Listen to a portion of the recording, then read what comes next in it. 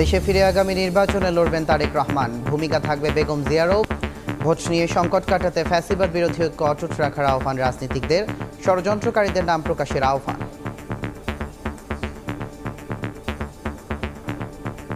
নাহিদের অভিযোগগুলো বিবেচনার মধ্যে নিয়ে এসে যদি একটা শ্বেতপত্র যদি প্রকাশ করতে পারেন সরকারের স্বচ্ছতা, তাহলে নিশ্চিত হবে।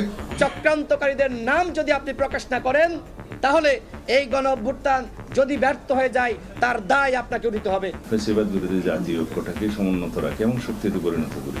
ইনশাআল্লাহ ভবিষ্যতে বাংলাদেশে ফ্যাসিবাদের কোনো উৎপাত এবং উৎপত্তি দুটোই হবে না। দেখছিলেন প্রধান শিরোনাম, দুপুরের সময় সঙ্গে আছি আমি তুষার আহমেদ ইমন। এবার অন্যান্য শীর্ষ সংবাদ।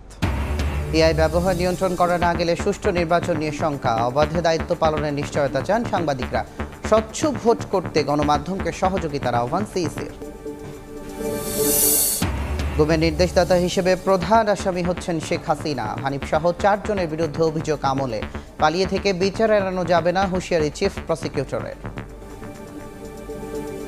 কাউকে ইনডেমনিটি দেওয়া হবে, কেউ পালিয়ে থেকে বাঁচার চেষ্টা করবেন, এই ধরনের দুরাশা করে লাভ নেই।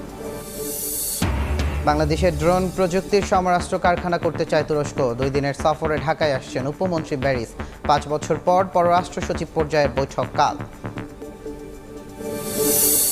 বিতর্কে মোড়ানো বিসিবি নির্বাচনের ভোট গ্রহণ চলছে, বিনা প্রতিদ্বন্দ্বিতায় নির্বাচিত 9 পরিচালক।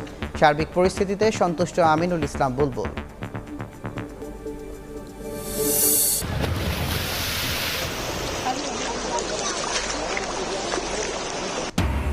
উজানের ঢলে বিপদসীমার উপরে তিস্তার পানি, 4 জেলার নিম্নাঞ্চল প্লাবিত। ভাঙন আতঙ্কে ঘরবাড়ি সরিয়ে নিচ্ছেন অনেকে। হুমকিতে শত শত স্থাপনা, ত্রাণ তৎপরতা জোরদার।